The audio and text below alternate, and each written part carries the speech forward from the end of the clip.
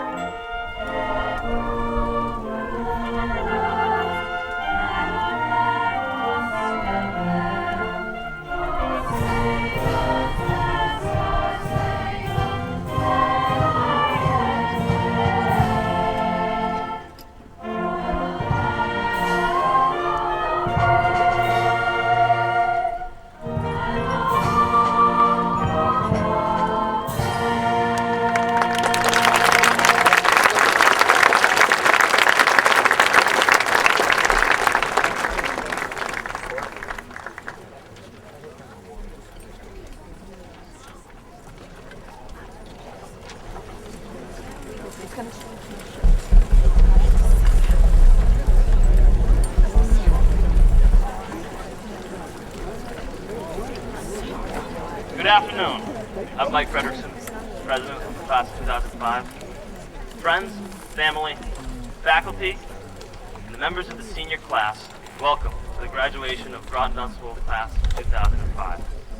This class, known for its kindness, spirit, enthusiasm, and its leadership, has finally completed a long journey and is ready to tackle any and all endeavors that present themselves. Speaking for the class of 2005, those of us here today and those who could not be with us, but who are just as much a part of this as we are, we thank you for all of your support. We hope you enjoy this beautiful day and this joyous occasion. Thank you.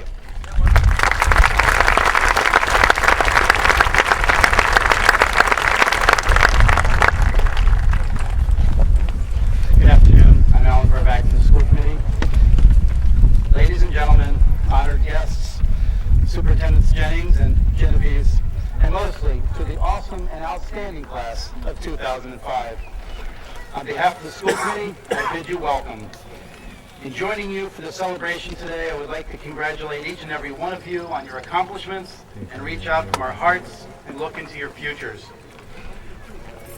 Parents, I look at all of these eager young faces wearing caps and gowns today, and I can only imagine the range of emotions that you are experiencing.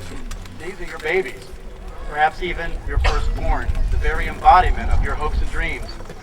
You've lived through their first loves, first dates, driving school, and prom. You survived their childhood with a completely different set of pains and lessons learned than they have. But with the completion of high school, their childhood comes to a scheduled end and the rest of their life beckons. They've been preparing for this over the past 12 years, and all you can do now is give them your continued love, firm support, sage advice, and of course, your American Express cards. Graduates all, each one of you are preparing for a new life outside of this protected environment. You've officially signed out as students now. Some of you will be staying close to home and starting your careers. A few of you are joining the military. Many of you are heading off to college where, for the next 4 years and possibly longer, the states of New York, Connecticut, Rhode Island, Pennsylvania, and numerous others will have the privilege of hosting the pride of our two towns. You young adults will all make new friends, perhaps have new roommates for the first time in 18 years, and maybe even, finally, be responsible for cleaning your own rooms and living off of your own cooking. You will all have an introduction to reality that will test you in ways you cannot expect and haven't yet foreseen. Life is truly just now starting for all of you, and with that life will come challenges, expectations, and aspirations. I'm not here at this podium on a Saturday afternoon to persuade you to work hard your entire life. That's what parents are for. I'm not here to tell you to make us proud. You already do that, and you've done it extraordinarily well.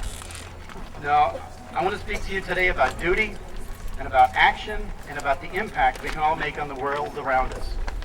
With most of you being 18 years old or soon to be, there's an expectation that you're prepared to take your place in this world. Not society, mind you, but the world. You're now qualified to take up arms and protect your country. You can all now go to work 40 hours a week. You can be on the jury. And you can also perform one more vitally important function, the privilege of voting. Your one single vote makes an incredible difference and is a privilege that should be exercised as often as possible. And we're not talking about texting a vote to American Idol here. I'm talking about the real world, one where your vote makes the difference between the status quo and a new beginning. It can mean the difference in not just who is elected, but what they in turn support once in office. Now, your one vote is making a difference in those debates that resound across our society. Capital punishment, the woman's right to choose, foreign policy, and Social Security for those of us of age. Your one vote will be felt all the way from Town Hall to Beacon Hill, the White House, and the Supreme Court. Your one single vote can and will have a profound impact on the history of this country and possibly the world.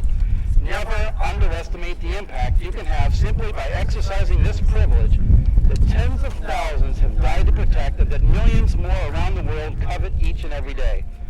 Voting is not just a privilege, but a solemn duty and a responsibility. Educate yourself on the issues, take a position, and then defend it, even if it's unpopular. Whether or not your parents vote, your grandparents vote, or even your friends vote, you can only hope that you'll perform your civic duty with honor and pride. Voting notwithstanding, I would make one final and important request of you today.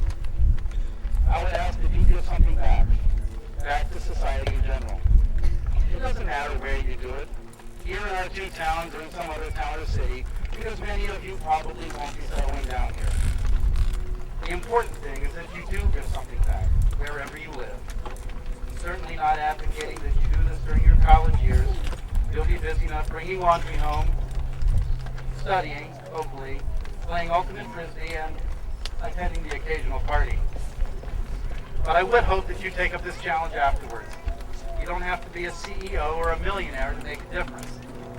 You can run for office, volunteer for a committee, tutor disadvantaged children, or coach Little League. You can walk for cancer, answer phones for a telethon, work at a polling place during an election, read to blind children, or visit the elderly. There's so many needs in society today that aren't met simply because people don't take the time for them. You all will have the time. The real question is whether or not you'll have the heart and the desire. I would implore that you do. I would ask that each of you reach outside of your daily life and touch the lives of others in a real and meaningful way. If you take away the fear associated with doing something new or unknown, what could you accomplish? You can change the world, that's what. Believe it or not, it's not just for the benefit of others, it's for you as well. Booker T. Washington said, if you want to lift yourself up, lift up someone else. There's a deep sense of satisfaction that comes from the giving of yourself and from the touching of others' lives. This class in particular is well known for its generosity. I would encourage you to continue on that path and to be a role model for future classes. I encourage you as well to be a role model for future generations, that you will be the parents and grandparents too. Your actions will influence your peers, your superiors, your friends, and even your detractors. There's an old verse that says, to you whom so much has been given, so much is expected. Well, I have no expectations for you today, only challenges. I challenge each and every one of you to see that we all have an opportunity and a responsibility to make a difference in this world. I dare you all to fulfill on that opportunity and to do it with style and with courage. And I urge you to be someone that others want to emulate. Finally, I have a hope and a wish that you all will lead extraordinary, fulfilling, and inspirational lives. For I have no doubt that wherever you go and whatever you do, you will do it well.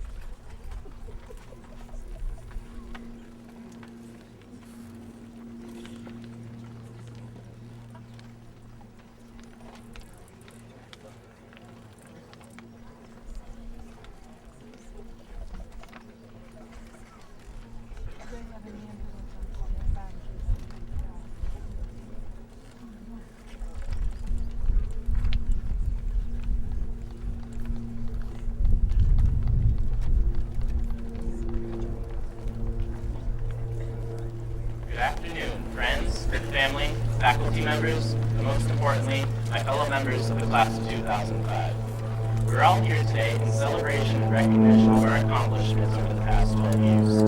I am sure I speak on behalf of my entire class when I say it did not come without much time and effort. However, it is not without the sacrifices and encouragement of all of our families that we could be here today. So it is to all of you that we owe a great deal of our thanks. You gave us the motivation and determination to make it this far, and have instilled in us the means by which we will successfully carry on for the rest of our lives. Picturing ourselves sitting back in first grade, we can all remember how far away elementary school graduation seemed, never mind our high school graduation. Many of us did not yet know the meanings of freshman, sophomore, junior, and senior, yet we battled our way through the paint by numbers and multiplication tables towards some unforeseen goal. We knew we must pass school to make our parents content, but we had no tangible reasons to carry on besides this. As we graduated from elementary school, we reached a new turning point in our lives. We now had lockers and 4 different teachers each day, and we welcomed the new atmosphere of the middle school. School sports offered new possibilities for some of us, while others looked to reading and studying in order to succeed in the classroom. Many of us began working more for ourselves rather than for our parents, yet we still had no real reward in sight for all of the work we'd been doing. Before our middle school departure, we were fortunate enough to be the last class allowed to go on the joint Williamsburg, D.C. trip, and also take pleasure in a multitude of other enjoyable experiences. Many of us met Mr. Conlon in 8th grade algebra, and we could easily foresee how caring and enthusiastic he would turn out to be as our class advisor. Eventually, 8th grade graduation came, and we are now proud to call ourselves freshmen. We were acclimated to the rigorous environment of homework and projects by now.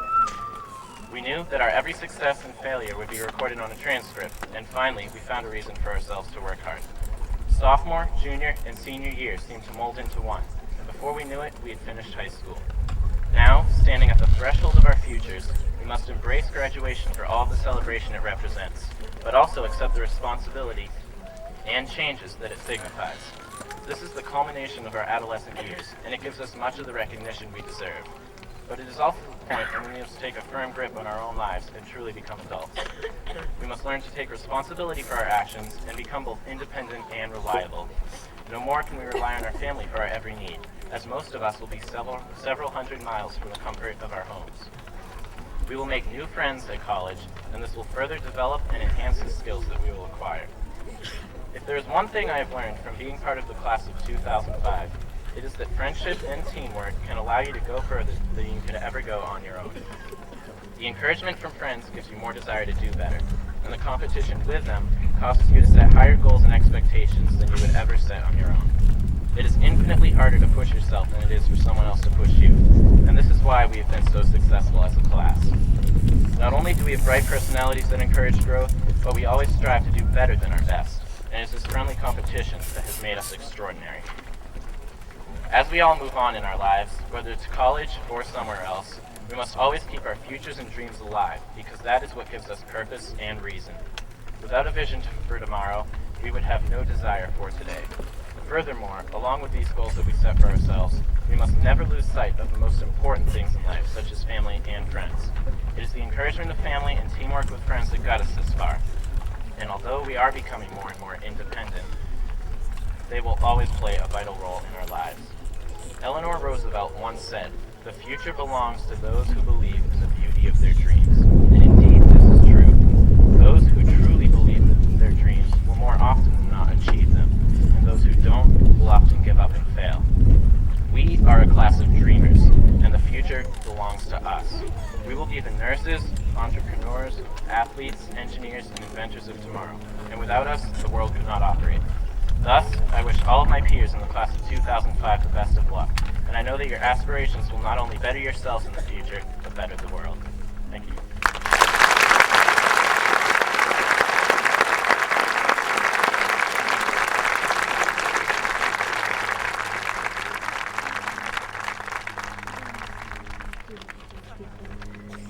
Good afternoon, members of the class of 2005, parents, guests, faculty, and school committee members. As superintendent of schools, I am pleased to be here today to honor those students who have received scholarships and add my voice to the many who wish you well. Before saying a few remarks of farewell, I'd like the following students to please stand when I call their name as one of the many recipients of scholarships given at Class Day this week. Please hold your applause till the end, and please acknowledge Ashley Warrakike, Amanda Barrasso, Brian Belay, Caitlin Murphy, Michael Moore, Christopher Wodowitz, Courtney Colburn, Courtney Cunningham, Craig Husser, Jim Kurzo, Danielle Maynard, Darren Arabwright, David Bishelia, Adriana DeBay, Diana Van Korbuck, Dominic Biaki, Elizabeth Converse, Aaron Hutchinson, Rebecca Goldwaite, J.R. Roberts, James Long, Jenna Besselo, Joseph Alex Fisher, Joseph Buck Brickley, Julia Agresto, Carl Brockelman, Kelly Akins, Carrie Gale, Kristen Braun,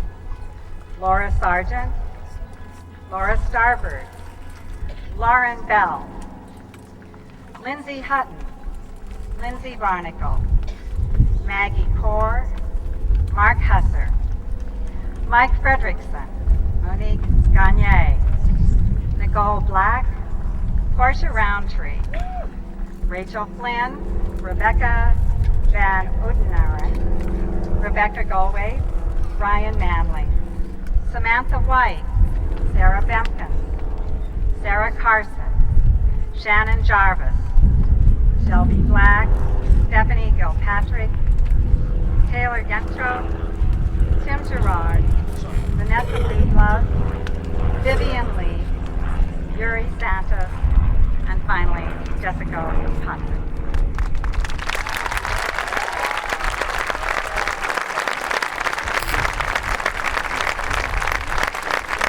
Congratulations to all of you.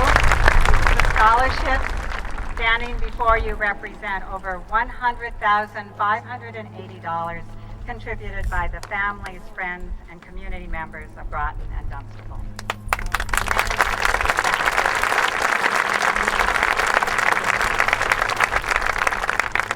And now for my remarks. I've thought long and hard about what I want to share with you in my annual remarks, particularly since I've known many of you since second grade. And also because these will be my last remarks to a graduating class from Groton Dunstable Regional High School. There are so many thoughts that I'd like to leave you with. I've mulled, and many inspiring, heavy thoughts came to me. But I decided that the thought I most want to leave you and Groton Dunstable with is that there is no such thing as graduation. That's right, I've determined there is no such thing as graduation, and I'm very thrilled to be able to share that with you all today. Now, before you think that 37 graduation ceremonies I've attended in my career have finally addled my head, or that I'm going kicking and screaming off this podium, please let me explain how I've arrived at this basic educational theory. Well, we'll use this graduation ceremony today as a case study. We're here. So what? Why? Graduation is supposed to mark a passage from one thing to another. Let's think about some of those things it's supposed to mark. First, it's supposed to help us recognize the end of the educational cycles we've been bound to, the cycles of our school years. Orientation, initiation, progress, and then assessment. And then we do it all over again. Orientation, initiation, progress, and then we assess. Now we're done, and a diploma awaits. But wait, as soon as we drive away from this place, if we can, in this potential traffic jam, we will begin new jobs or go to other schools, both of which have the same cycle: orientation, initiation, progress, assessment, advancement, all over again. There are cycles. These are the cycles of college, and you may even graduate from college and graduate many times from college. These are the cycles to your employment, or to your world in the armed services. You advance in your jobs and you get promotion after promotion. So what's another feature of graduation that's really different? First, it's touted to be the crossroads where we lose our dependence upon others. The teachers who gave us all those assignments, the coaches and the administrators who kept us in line, the parents who constantly are trying to figure out what new rules they should govern us with. But wait, as soon as we leave our homes after graduation, we will have teachers, bosses, coaches, and other areas guiding us through our work. Our parents, though growing undoubtedly more intelligent with each year, will continue to exert extreme influence on how we act and behave in the future. They're like Jiminy crickets in our mind, and believe me, their chirping will never cease. So if it's not about the end of relationships, perhaps it's about that graduation supposedly is that quintessential moment when we say goodbye to our friends. The hardest thing I know for me when I think of retiring from Groton-Dunstable Regional School District is leaving the friends and colleagues I have enjoyed so much on a daily basis. For you, you come to school and you are instantly served up with easy access, a host of friends. They are all around you in the hallways, classes, and in activities. And it's a given that in the months and years removed from this daily contact, you will lose touch with some of those who are very dear to you now. But wait, before we take this moment of graduation to get too sad about all that, let's reflect on how many friends we will keep. Even though we may move away from some of them, it's amazing how many of them will stay with us. I know that I just spoke to my best friend from high school 2 weeks ago, and though I see her only once or twice every several years, we immediately start up where we left off. 17 years old, riding around in a car, laughing and crying together. We don't need to say goodbye to anybody today, because those who we really want to stay in touch with, we will stay in touch with. And the others will naturally fade away in a respectful and a natural way. Graduation will not be a defining break with any of them. So, if after today we will continue to go through cycles of work and education, we will depend on others as we do today, and we will continue our most valued friendships, then what's the point of graduation? Do we really ever graduate from one thing to another thing? I know this is getting a little existential, but please bear with me on this. Because I say no, that this is why I've decided that graduation as a destination, as a culminating event, doesn't really exist. Well, if that's a downer, we might as well pack up our folding chairs and head for Chicopee Row right now. But wait, I do think that graduation can serve a very important purpose. Perhaps not as the quintessential transitional ceremony, but as an important shared moment for us all. Right now, if we pay attention, we can experience a wonderful, worthwhile moment. Let's do that. Feel the warmth of the sun. Excuse me, the heat of the sun. See the paleness of the blue sky without a cloud in it. See the crimson and white. See the crimson and white hats bobbing about like little ships in a crimson and white sea. See the green leaves around us and appreciate that there isn't any one color of green, but there are many colors around.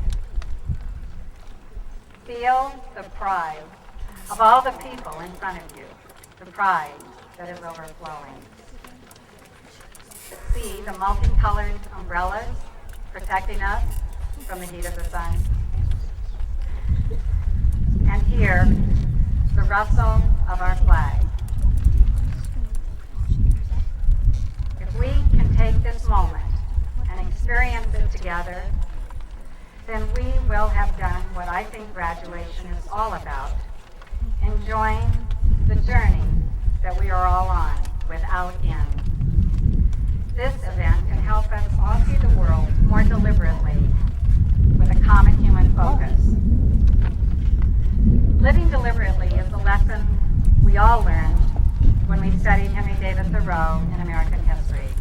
He taught us, in the words from Walden, "I went to the woods because I wished to live deliberately, to front only the essential facts of life and see if I could not learn what it had to teach, and not, when I came to die, discovered that I had not lived. I did not wish to live what was not life. Living is so dear. I wanted to live deep and suck out all the marrow of life, to live so sturdily and Spartan-like as to put to roost all that was not life, to cut a broad swath and shave close, to drive life into a corner and reduce it to its lowest terms, and if it proved to be mean, why then to get the whole and genuine meanness of it and publish its meanness to the world. And if it were sublime, to know it by experience and be able to give a true account of it in my next excursion. If we all can stay as present as Thoreau did in our moments, such as today, appreciating those things that matter the most, like the lovely world around us, the love of our families and friends, and the cycles that shape us, then this will be a great day for us all. Then we will not have lived lives of quiet desperation, waiting and preparing for the next big event, the next graduation. Then all places will potentially be like today, days full of color, love, and meaning. And so I say goodbye to you and happy non-graduation class of 2005. May you leave here the same way you arrived, as beautiful, worthy people who deserve every happiness ahead of you, each capable of creating your own moments of happiness. If you take anything away from today, please take its spirit and replicate it wherever possible. May you never graduate, class of 2005. I hope I never will. Congratulations and best wishes on your journey.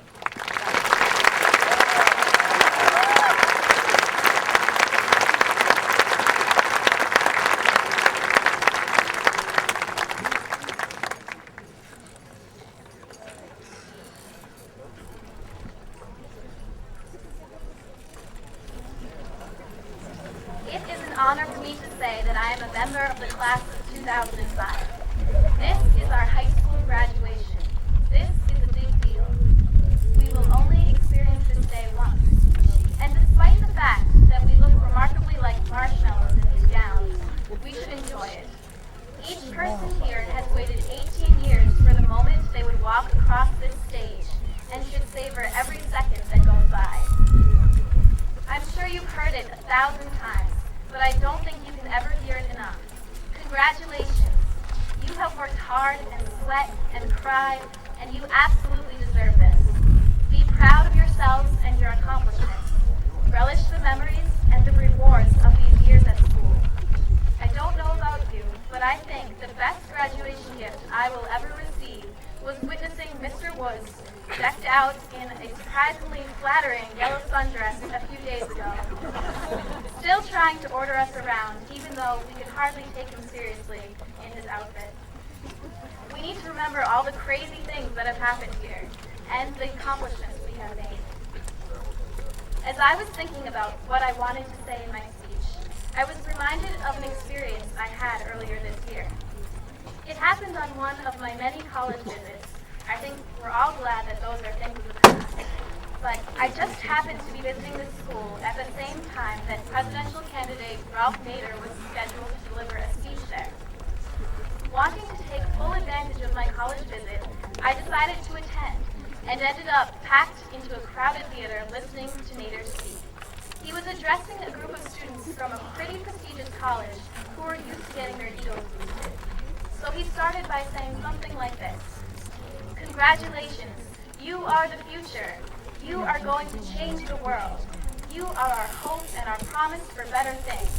But that's exactly what they said to us when we graduated from college, when we graduated from high school, and nothing has changed. There's still the same corruption and greed and hatred in this world. Despite all of our youthful good intentions, we have merely followed in the footsteps of our fathers. What makes you think you're going to be any different? When I heard this, I was absolutely floored. First of all, I was outraged because I knew that Nader's words were overly pessimistic and somewhat untrue. In the past several decades, there have been many improvements in civil rights, freedom of speech, and global aid. To say that we are stuck in a stagnant society is ridiculous and false. But it left me thinking, what would make our generation different from all the others? What is that leap we need to take to really make progress? What is the change in our attitudes or our actions that will open the way for revolutionary new things to happen? And I came up with an answer that makes sense to me. Most of our problems in this world are caused, or at least enhanced, by a lack of compassion for others. Poverty, war, political corruption, prejudice, and general unhappiness could all be alleviated if only people would make the commitment to understand and help those around them.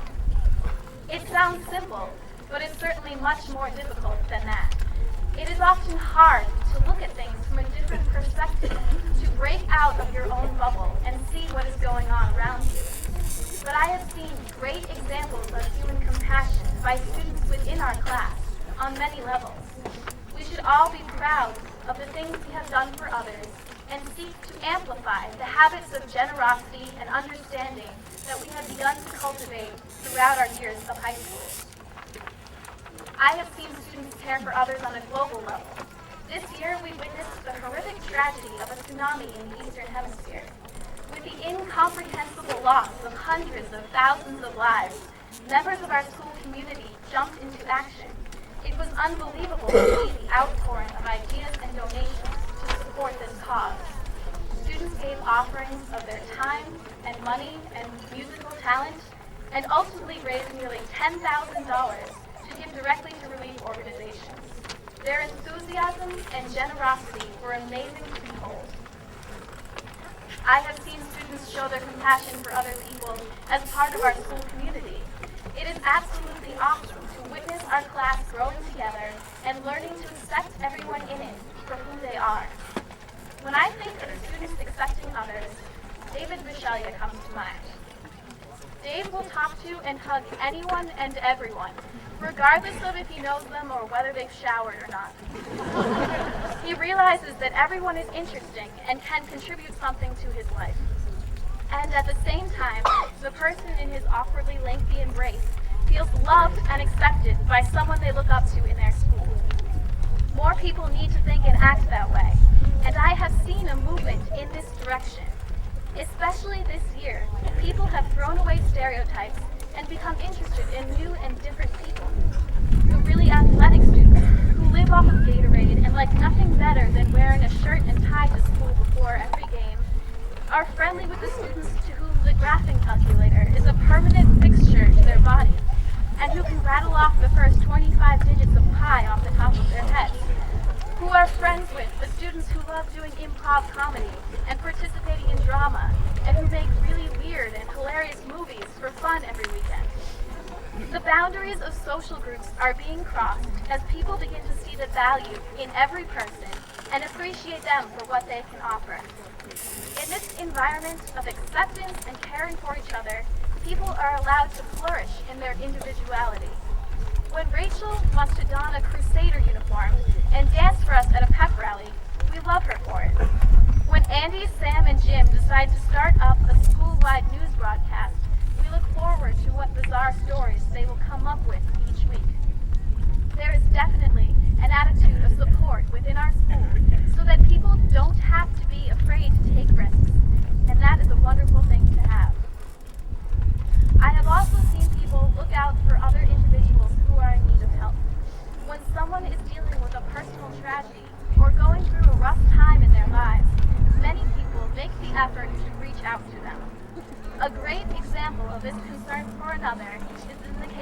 Ryan Manley's back surgery this year. He ended up sprawled out at home on his bed for months, which was obviously an excruciatingly painful and terribly boring experience.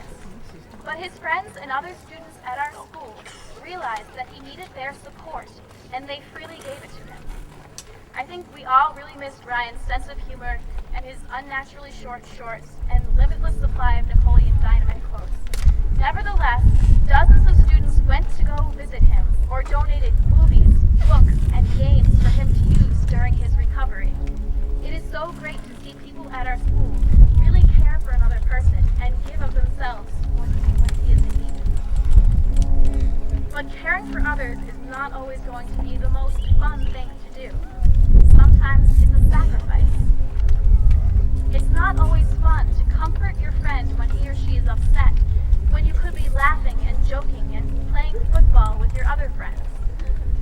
It's not always fun to donate your money to help combat AIDS in Africa, when you could use that cash to buy yourself a bag of Doritos and the third season of Family Guy on DVD. It's not always fun to hear about and act upon the terrible things that happen in this world, when you could remain sheltered in your own life and not have to deal with severe tragedy and injustice. But in the end, it is these more difficult actions that are the most worthwhile. And if you really think about it, you benefit at least as much from helping another person as they do from your help. What more rewarding feeling is there to look back and know that someone else's life is better because you were there for them? What greater accomplishment is there than to know that you made someone feel happy, or softened another person's pain, or gave them an opportunity that they would not have otherwise had? It makes us realize that there is a point to each of us being here. So in the end, it is not so much of a sacrifice to give of yourself to others, because it is you who will discover your own self-worth and purpose. So I challenge you to take that mission with you in the next phase of your life. Wherever you go from here, I wish you success and happiness. But don't get caught up in the pursuit of money or property or reputation. The only way you can get what you truly need out of life, the only way to really improve the state of our world, is to help other people. Take what you have learned and the experiences you have had here at Groton Dunstable and apply them to caring for those around you. Good luck with all of your endeavors, and know that I will miss you with all of my heart.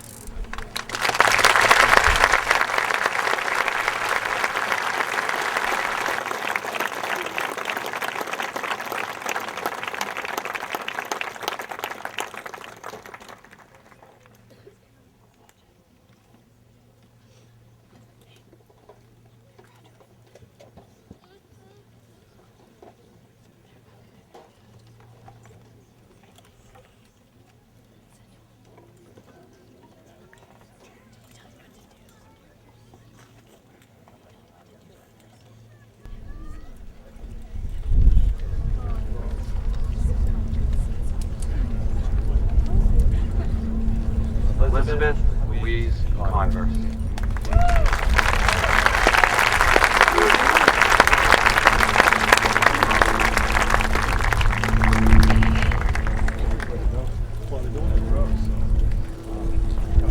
David James Gishelia.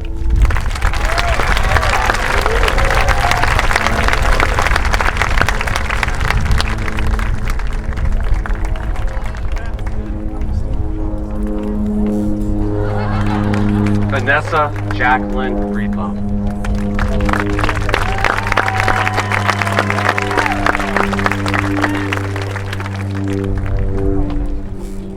Meredith Elizabeth Church.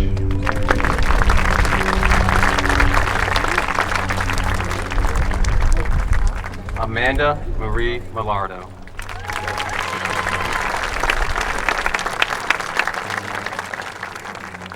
Caitlin Ann McElroy.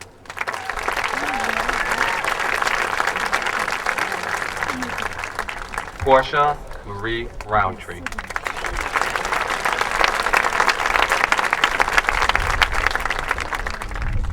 Shannon Marie Jarvis.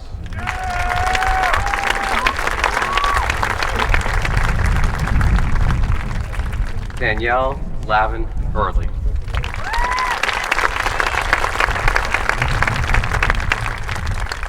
Vivian Lee.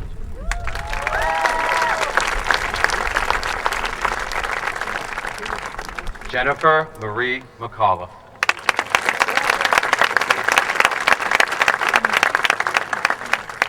Darren James Argabright.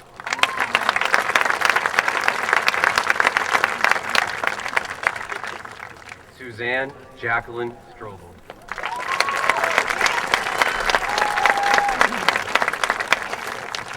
Brett Thomas Edwards.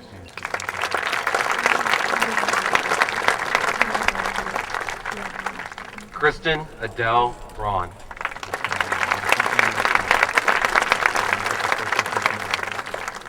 Evan Jin Beju.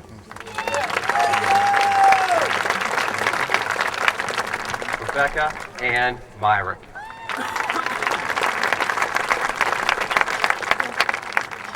Michael Joseph Babin.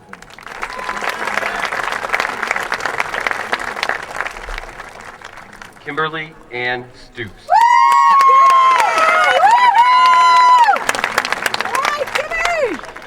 Stephen Mark Blackburn.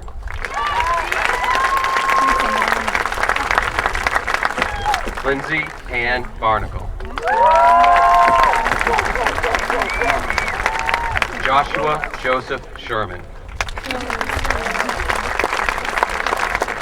Nicole Katie Black. Christopher Scott Wojtowicz. Jennifer Ann Campbell. William Andrew Hughes. Jennifer Nielsen Curley. Ryan Kenlett Manley.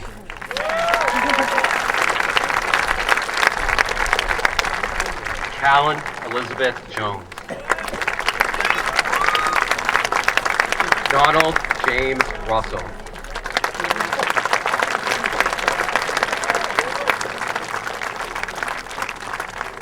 Stephanie Marie Strickland.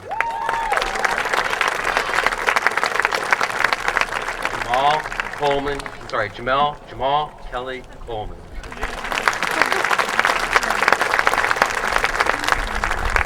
Kelly Marie Akins.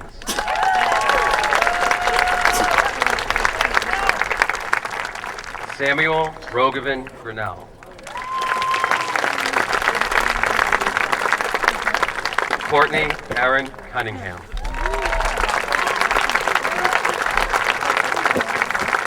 Jeffrey Stewart Payton.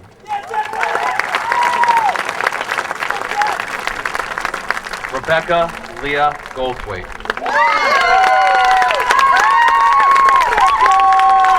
Nicholas Joseph Rickman. Aaron Riley Hutchinson. Owen James Lewis. Kira May LaFosse Baker. Matthew Stephen McElroy. Caitlin Kelly Murphy. Nicholas Mark O'Sullivan. Holly Jean Silk.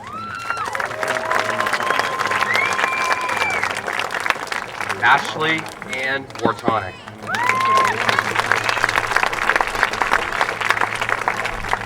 Walter George Ack. Nicole Marie Chellis. Carl Conrad Rockelman.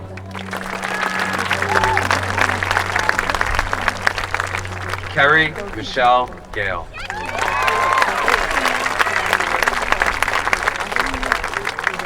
Stuart Kendall Knapp.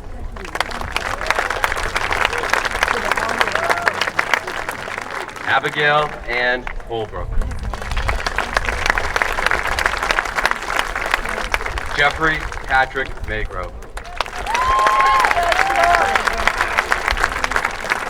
Kristen Ashley Perry. Jonathan Matthew Wyatt.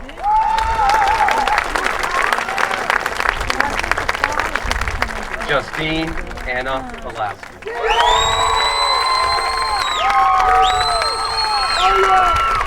Christopher Allen Parker. Lauren Casey Tucker. Axel Richard Toll.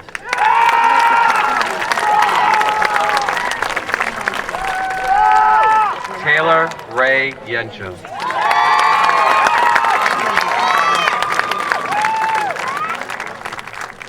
Andrew Ryan Reynolds.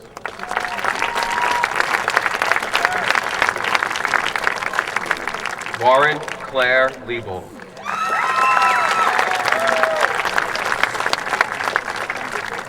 Matthew Allen Tannenbaum. Diana Elizabeth Ellen Van Corbeck.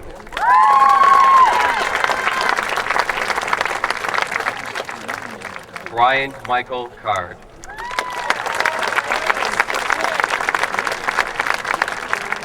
Carla Donner Jacobson.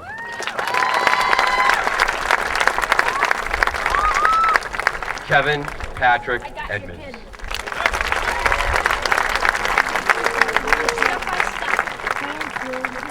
Everywhere she went.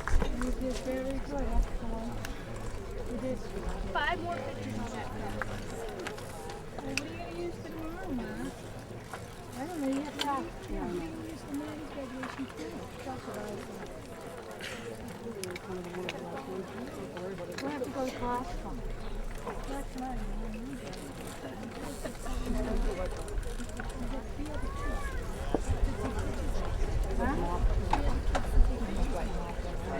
Dominic Vincent Biocchi.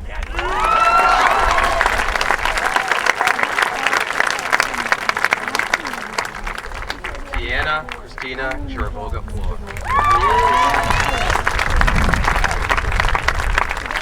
Jennifer Lee Norton.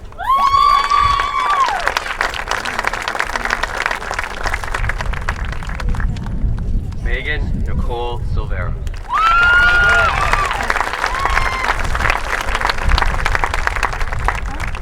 Samantha Ray White.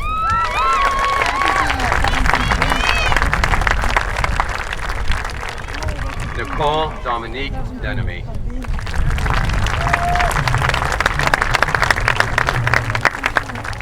Laura Elizabeth Gilmartin.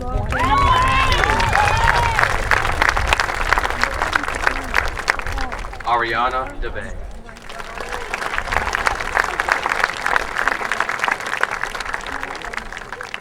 Brittany Ann Mitchell.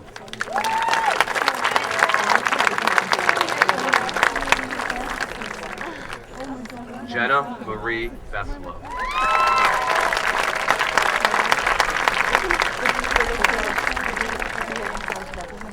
Margaret Cecilia Core.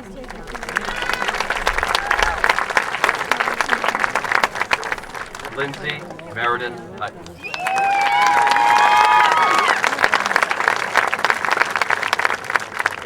Julia Rachel Lovin.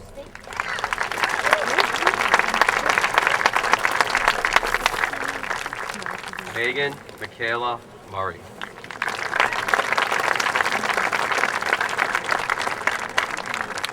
Sarah Jean Proctor.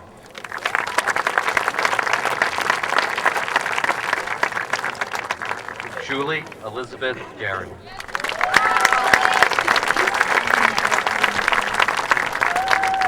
Adiyun Adriana Hamzadou.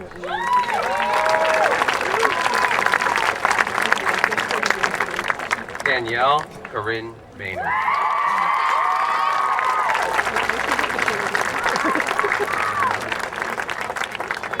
Daniel Brian Connors.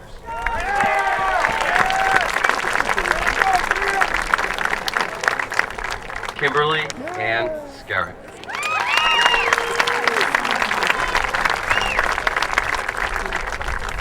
Samuel Patrick Brady.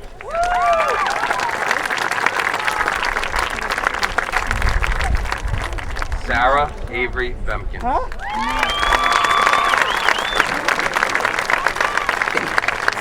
Brian Hun Lee.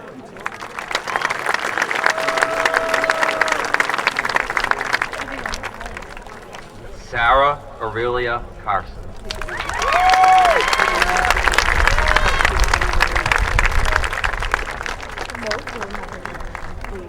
David Tien Nguyen.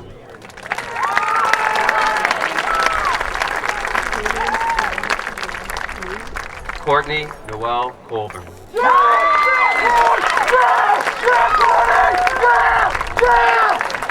Gregory Joseph Romano.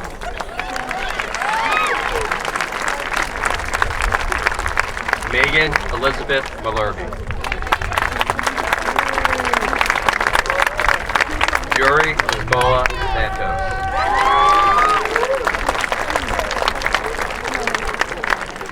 Aaron Lee Perry.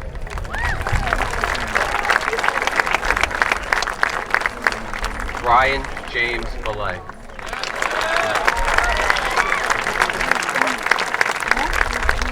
Rachel Brooks Benunar.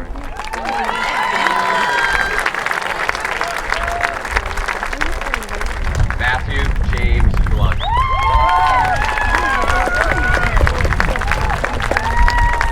Lauren Marie Bell. Adam Christopher Stebbins.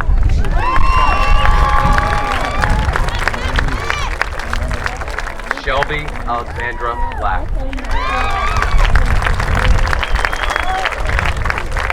Timothy Richard Gerard.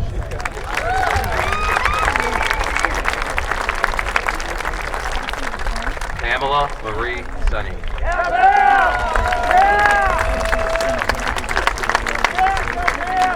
Devlin Conyers Mann.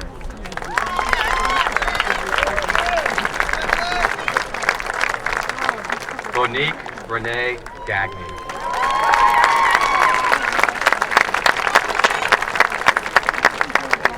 James Thomas McNulty.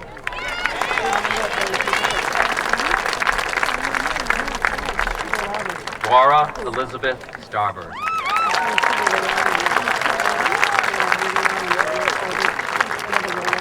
Joshua Adam Clayman.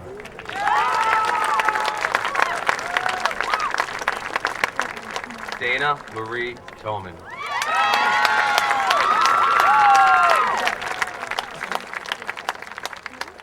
Joseph Alexander Fisher.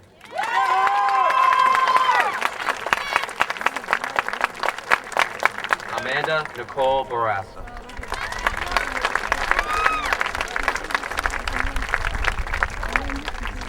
James Michael Kurtza.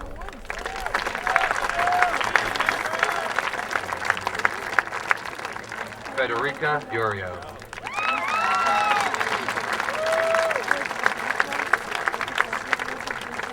Jessica Louise Daigle.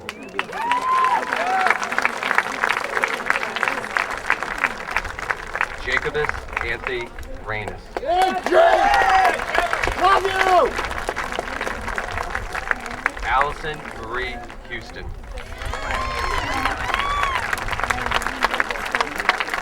Craig Lee Isaac.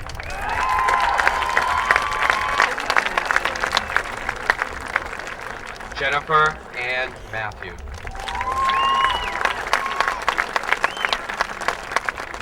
Timothy Mark Radford Lewis.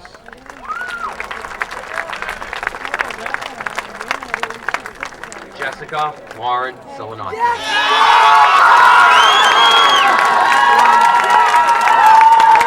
Michael David Moore.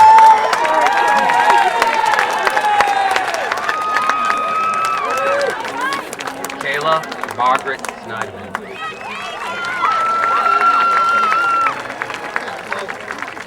Jonathan Anqua Bound.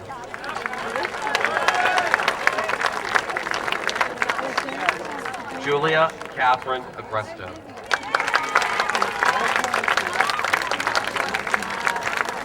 Daniel Joseph Roy.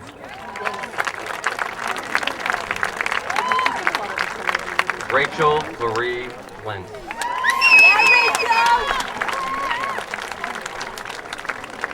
Paul James Boss.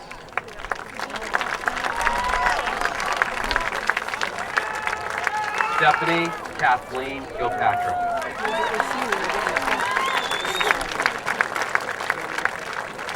Mark Addison Heiser.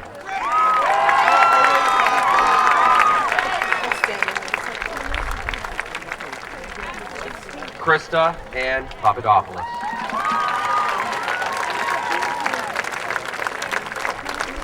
James Henry Long.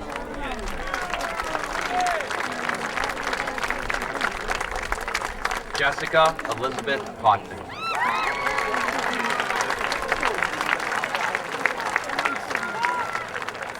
Kevin Allen Stone.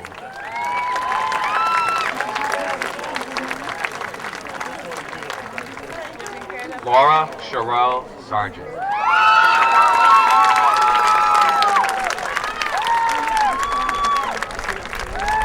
Gregory Matthew Harrison.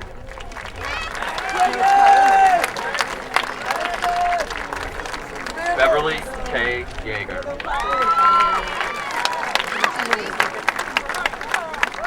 David Matthew Schiller.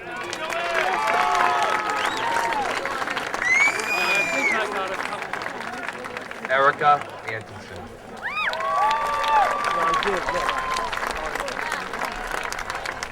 Benjamin Watson LaFave.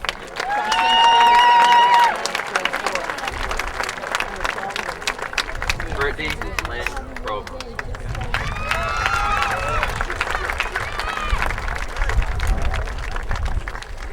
John Bernard Martin III.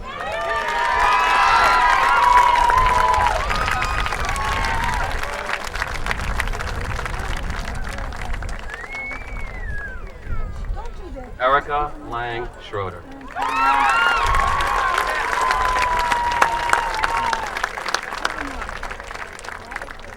Connor Pacheco Thorpe.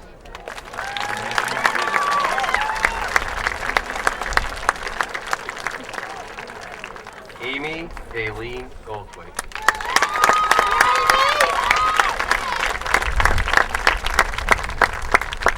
Peter Chasen LaValle.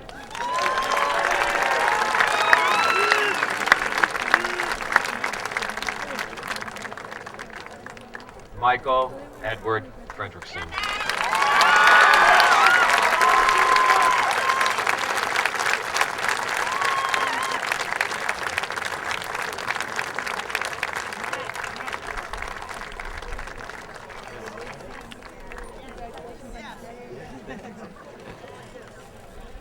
Love you, Mike. Yeah, Mike.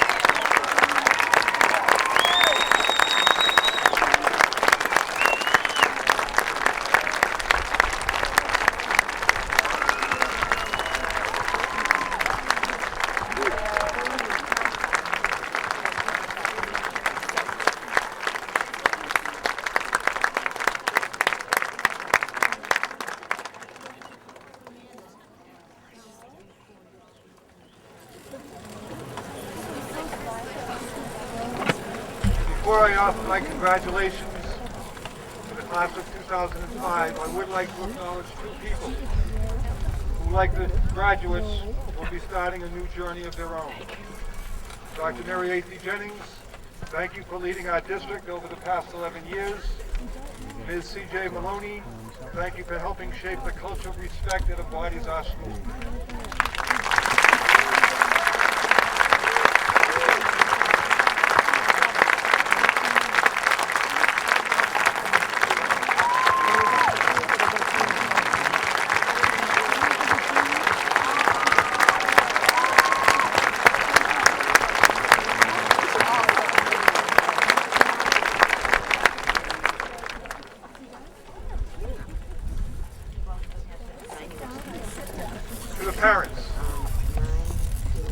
heard this before. You have guided your sons and daughters on the journey leading to this day with the heartaches and happiness that came with it. The sense of pride and love you feel is wonderful and well-deserved. To the graduates, in his Class Day speech, Junior Class President Jake Manning said that you are part of something special. You are special in every way. As 157 individuals, you have left your marks in academics, athletics, the performing and visual arts, senior project presentations, and senior internship experiences. Others have left their marks with kindness and compassion, as we've heard several times today. It's the individual contributions that make this class special, and the reason why when I look at each one of you, I can recall a special moment, which helped lift my spirits. For that, I would like to personally thank you. You are able to bring a smile on my face, and for that, I will be ever grateful. The title of the class song reads, "In My Life." I want to thank you for allowing me into your lives for the past 4 years. From the times that you walked through the front doors at the old high school until the time I sat with you yesterday morning for your special senior prank. Everything you have done has been done with class and dignity. You have left your mark on the school community, the communities of Groton Dunstable, and me. Congratulations, good luck, and we will miss you.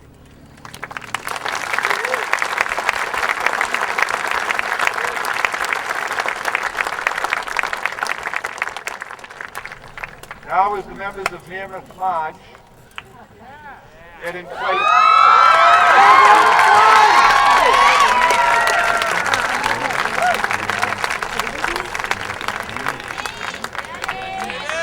As they get in place to lead the class song, I am proud to present the class of 2005.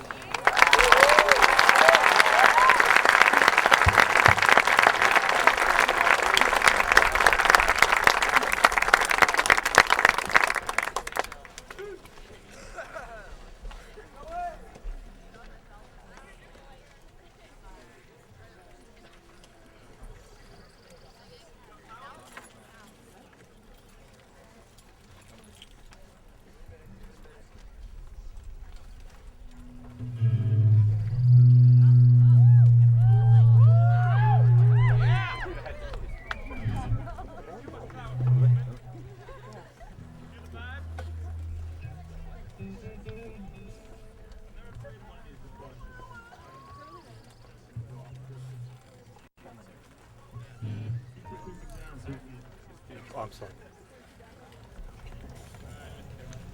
You guys ready to sing My Life? Introduction, Jake. Right?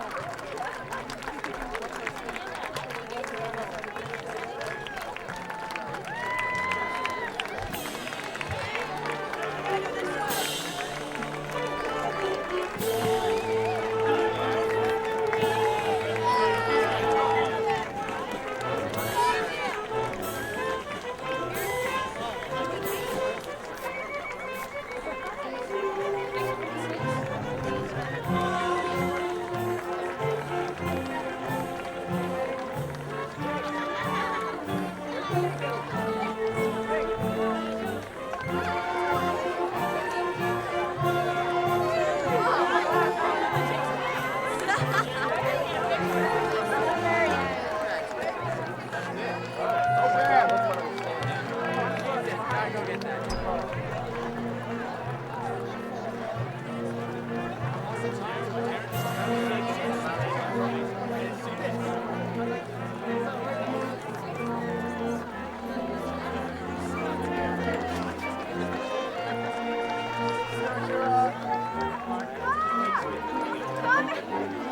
hear my name from afar. Oh yeah, it's like searching up there. I was looking for a dad coat the whole time. I was like, I want this because I really don't. Dad wants it.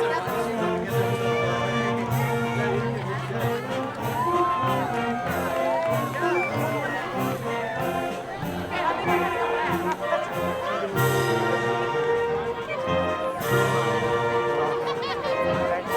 Hold on to that. Movie time! I'm not sure you drive your car. What? Yeah. Oh yeah, I gotta go. Ah! Ah!